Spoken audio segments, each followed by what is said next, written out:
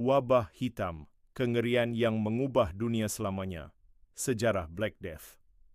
Pernahkah kamu membayangkan sebuah penyakit yang begitu dahsyat hingga melenyapkan hampir separuh populasi sebuah benua hanya dalam 4 tahun? Sebuah momok tak terlihat yang datang tiba-tiba, menebar kematian tanpa pandang bulu, dan mengubah arah sejarah dunia untuk selamanya. Halo teman-teman, selamat datang kembali! Hari ini kita akan menyelami salah satu babak terkelam dalam sejarah manusia, wabah hitam, atau yang lebih dikenal sebagai The Black Death. Bersiaplah untuk mengungkap kisah di balik pandemi paling mematikan yang pernah tercatat. Apa itu wabah hitam? Wabah hitam adalah pandemi global yang melanda Eurasia dan Afrika Utara, mencapai puncaknya di Eropa antara tahun 1347 hingga 1351. Ini bukan sekadar wabah biasa. Diperkirakan ia membunuh antara 75 hingga 200 juta orang. Di Eropa saja sekitar 30% hingga 60% populasi musnah. SI pelaku utama. Jadi, apa biang keladinya? Jawabannya adalah bakteri kecil namun mematikan bernama Yersinia pestis. Bakteri ini biasanya hidup pada kutu, dan kutu ini gemar menumpang pada hewan pengerat, terutama tikus hitam yang saat itu hidup sangat dekat dengan pemukiman manusia. Bagaimana penularannya? Penularan paling umum terjadi saat kutu yang terinfeksi setelah tikus inangnya mati, mencari rumah baru, dan menggigit manusia.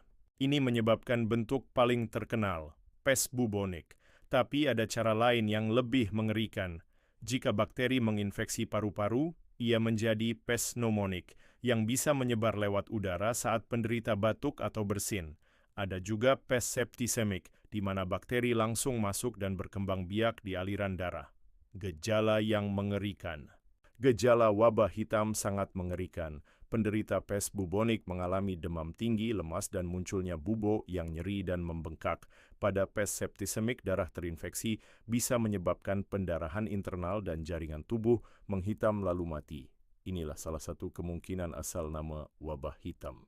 Pes pneumonik menyebabkan batuk darah dan kesulitan bernapas yang fatal dalam hitungan hari. Dampak terhadap dunia yang berubah. Dampaknya melampaui angka kematian yang fantastis. Struktur sosial Eropa terguncang hebat. Dengan begitu banyak pekerja meninggal, tenaga kerja menjadi langka. Para petani dan buruh yang selamat memiliki posisi tawar lebih kuat, menuntut upah lebih tinggi, dan kondisi kerja lebih baik. Sistem feodal mulai runtuh. Wabah ini bikin banyak orang takut, memicu krisis kepercayaan, dan mencari kambing hitam, seringnya kelompok minoritas. Tapi di sisi lain, ini juga mengubah cara kita melihat hidup dan mati, terlihat dalam seni dan budaya. Apakah masih ada sekarang?